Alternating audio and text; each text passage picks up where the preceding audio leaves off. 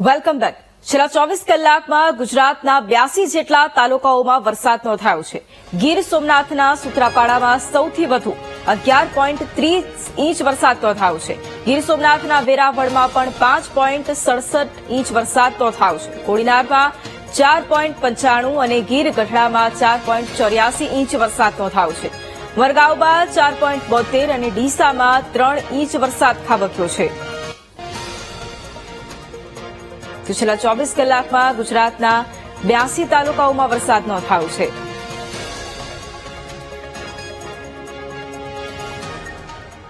આ તરફ ગીર સોમનાથ જિલ્લામાં મોડી રાત્રે મેઘરાજાએ તોફાની બેટિંગ કરી હતી। મુશળધાર વરસાદથી જિલ્લામાં ઠેર ઠેર તારાજીના દ્રશ્યો જોવા મળ્યા છે।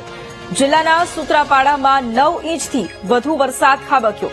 વેરાવળમાં 6 ઇંચ, ગીર ગઢડામાં 5 ઇંચ જેટલો વરસાદ નોંધાયો છે। આ સિવાય તાલાળા અને ઉના બંને સ્થળે 3-3 ઇંચ જેટલો વરસાદ ખાબક્યો।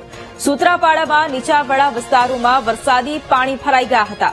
અનેક વિસ્તારો પાણીમાં ગરકાવ થયા હતા અને લોકોના ઘરોમાં પણ વરસાદી પાણી ફરી વળ્યું છે। ભારે વરસાદથી જનજીવન પણ પ્રભાવિત થયું છે।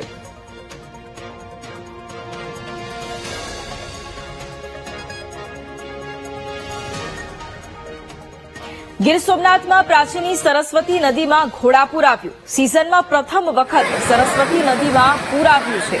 પૂર આવતા માધવરાયજી મંદિર પણ જાણે જળમગ્ન થઈ ગયું છે। ભારે વરસાદને કારણે સરસ્વતી નદીમાં પૂર આવ્યું। ગીર સોમનાથ જિલ્લામાં મેઘરાજા તોફાની બેટિંગ કરી રહ્યા છે, જેના કારણે સરસ્વતી નદીમાં પણ સિઝનમાં પ્રથમ વખત પૂર આવ્યું હતું।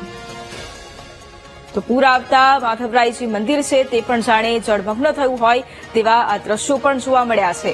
ભારે વરસાદને કારણે સરસ્વતી નદીમાં પૂર આવ્યું છે અને ગીર સોમનાથ જિલ્લામાં મેઘરાજાએ ગઈકાલથી જ તોફાની બેટિંગની શરૂઆત કરી હતી। અને આજ મુદ્દે સંવાદદાતા રોહિત ફોન લાઈન પર છે। રોહિત, ગીર સોમનાથમાં એક તરફ મેઘરાજાની તોફાની બેટિંગ, સરસ્વતી નદીમાં પણ ઘોડાપૂર આવ્યું, અત્યારે શું સ્થિતિ? એ ચોક્કસથી જે ગીરમાં પડી રહેલો જે અતિ ભારે જે વરસાદ છે તેને લઈને સરસ્વતી નદીની અંદર સિઝનનું પ્રથમ પૂર છે તે હાલ આવી ચૂક્યું છે। તેને લઈને માધવરાય ભગવાન છે તે પણ હાલ પાણીની અંદર ગરકાવ થયા છે। ત્યારે સરસ્વતી નદીના જે ઉપરવાસ અને ગીર પંથકમાં જે 4 થી 5 ઇંચ જેટલો જે વરસાદ પડ્યો છે તેનું પાણી હવે સીધું સરસ્વતી નદીમાં આવી રહ્યું છે અને તેને જ લઈને નદીની અંદર હાલ ઘોડાપૂર આવ્યું છે। પરંતુ ગીર પંથકની અંદર આ સિઝનનો પ્રથમ સારો વરસાદ છે, એટલે જેથી કરીને ખાસ કરીને લોકોના કોઈ ઘરની અંદર પાણી કે ખેતરો બેટમાં ફેરવાયા હોય તેવી કોઈ હાલ પરિસ્થિતિ નથી। પરંતુ જે નદીઓ છે તે વહેતી થઈ છે, તેને લઈને ખેડૂતોમાં પણ હાલ ખુશીનો માહોલ છે। જી બિલકુલ, આભાર રોહિત તમામ જાણકારી માટે।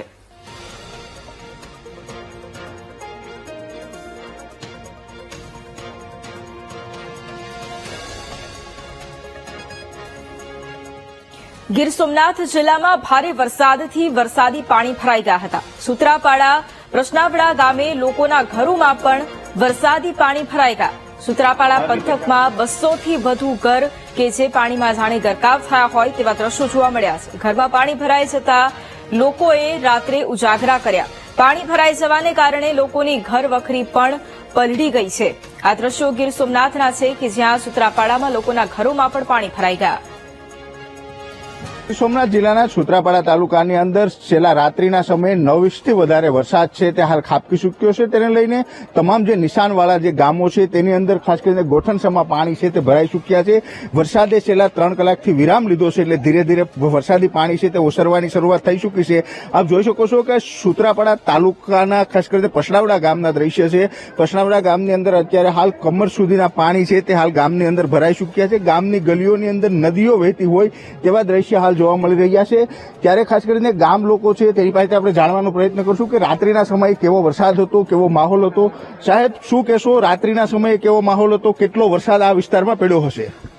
આજે રાત્રિના વરસાદ તો જબરજસ્ત પડેલ છે અને રાતના લોકોને એમ કે બહુ જ ઉજાગરો કરવો પડ્યો અને રાતના 3 વાગ્યાના એકદમ જાગી ગયા અને પરિસ્થિતિ એટલી બધી ખરાબ હતી કે શું થશે, કે અફરાતફરી મચી જાય અને દરેકના ઘરની અંદર પાણી ગરી ગયા છે। આ વિસ્તારની અંદર દરેક પછાત સમાજના લોકો રહે છે, દલિતો છે, કોરી છે, મોચી છે, ટાળિયા રાજપૂત છે અને અન્ય લોકો વિરામ લીધો છે। આ પાણી હવે ક્યારે હવે આ પાણી તો લગભગ એમ કે વાર લાગશે, 24 કલાકે આ પાણી જશે। બાકી પાણી તો એટલા બધી ઊંચા મકાન હતા એના ઘરમાં ગરી ગયા, ઘર વખરી નુકસાન કઈ ઘર વખરીને નુકસાન થઈ ગયા, અનાજ લોકોના અનાજ ભીંજાઈ ગયા છે, કોઈના ખેતીવાડીના સામાનો ભીંજાઈ ગયા છે અને અન્ય લોકોને ખાવા પીવાની કોઈ અત્યારે હાલ વસ્તુ રહી નથી, બધાને નુકસાન થયું છે.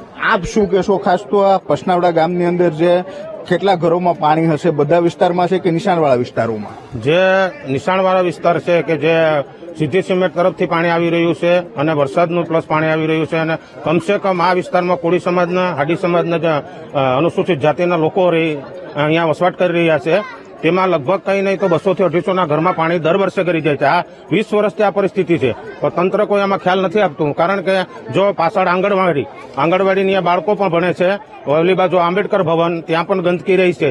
આ ગંદકી કોઈ સાફ નથી કરતું, તંત્ર કોઈ ધ્યાન નથી દેતું. વરસાદ હોય થતી હોય છે, પરંતુ વરસાદ કેવો હતો? વરસાદ બહુ જોરદાર હતો. આશરે મારા ખ્યાલ મુજબ 7 કે 8 ઇંચ જેવો વરસાદ પડ્યો હશે. અને રાતના 4 વાગે બહુ પરિસ્થિતિ ગંભીર હતી. એમાં વીરસિંહભાઈ જાદવ મુલાકાત લીધી હતી અને બધાને ખાસ તો અત્યારે તો બધું કોઈ જાનમાલ નુકસાન નથી ને? નુકસાની એટલે ઘરમાં પાણી બધાને કરી ગયા છે અને અનાજની છે, કોઈ ઘર વખરીની છે, એવી બધી જબરદસ્ત નુકસાની તો છે જ. પણ કોઈ માણસનું કોઈ નુકસાની નથી થઈ કે કોઈ એવું નથી થયું કે કોઈ અતિવૃષ્ટિ જેવું કામકાજ હતું બધું. બિલકુલ. ઓકે, ચોક્કસથી જે રાત્રિના અંદર જે 8 થી 9 ઇંચ જેટલો જે સૂત્રાપાડા પંથકમાં વરસાદ પડ્યો તેને લઈને હજુ પણ જે નિશાણવાળા વિસ્તારો છે તે કમરડૂબ પાણીની અંદર ડૂબેલા છે. રોહિત છે બારડ, વીટીવી ન્યૂઝ, ગીર સોમનાથ. જૂનાગઢના માળિયા હાટીનાનો લાછડી ડેમ પણ ઓવરફ્લો થઈ ગયો છે. લાછડી નાની સિંચાઈ યોજનામાં પાણીની આવક થતા ડેમ છલોછલ થઈ ગયો. લાછડી ડેમ ઓવરફ્લો થતા જ જે નીચાણવાળા વિસ્તારો છે ત્યાં પણ એલર્ટ જાહેર કરવામાં આવ્યું છે. પીપળવા, આછિદ્રા, દાઢેરી, છાપરી સહિતના જે ગ્રામ્ય વિસ્તારો છે ત્યાં એલર્ટ જાહેર કરાયું છે. નદીના પટમાં લોકોને અવરજવર ન કરવા માટે પણ સૂચના આપી દેવામાં આવી છે.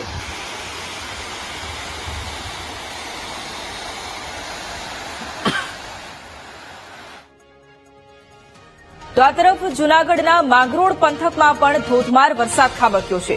સવારથી જ ગાજવીજ સાથે તોફાની વરસાદની શરૂઆત થઈ અને લાંબા વિરામ બાદ ફરી એક વખત જૂનાગઢમાં જાણે વરસાદી માહોલ જામ્યો છે.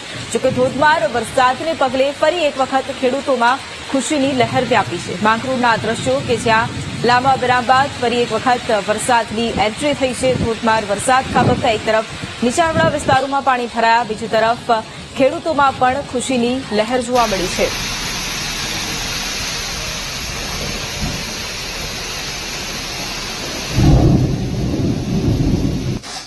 તો આ તરફ દેવભૂમિ દ્વારકા જિલ્લામાં પણ વરસાદી માહોલ જામ્યો છે. કલ્યાણપુર તાલુકાના જે ગ્રામ્ય વિસ્તારો છે ત્યાં ધોધમાર વરસાદ વરસ્યો છે. ભારે વરસાદને લીધે ખેતરોમાં વરસાદી પાણી ભરાયા છે. લાંબા વિરામ બાદ વરસાદ થતા ખેડૂતોમાં ખુશીની લહેર વ્યાપી છે. આ સાથે દ્વારકા, કલ્યાણપુર, ભાણવડ અને ખંભાળિયામાં વરસાદ વરસ્યો હતો. ફરી એક વખત સૌરાષ્ટ્ર પંથકમાં વરસાદી માહોલ જામ્યો છે. જૂનાગઢ બાદ દેવભૂમિ દ્વારકા જિલ્લામાં પણ વરસાદી માહોલ જામ્યો છે. કલ્યાણપુર તાલુકાના જે ગ્રામ્ય વિસ્તારો છે ત્યાં પણ ધોધમાર વરસાદ વરસ્યો છે અને ભારે વરસાદને કારણે ખેતરોમાં પણ વરસાદી પાણી ભરાઈ ગયા હતા.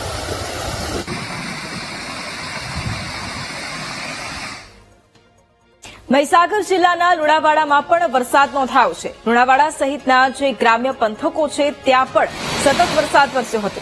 એક દિવસના વિરામ બાદ ફરી એક વખત વરસાદી માહોલ જોવા મળ્યો છે.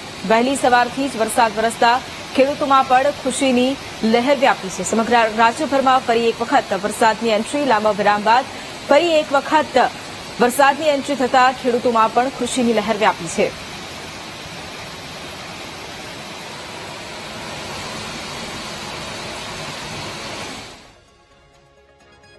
તો આ તરફ ઉપલેટાના મોજીરા ગામ પાસે આવેલો મોજ ડેમ ઓવરફ્લો થયો છે. ડેમ ઓવરફ્લો થતા 3 દરવાજા 4 ફૂટ ખોલવામાં આવ્યા છે.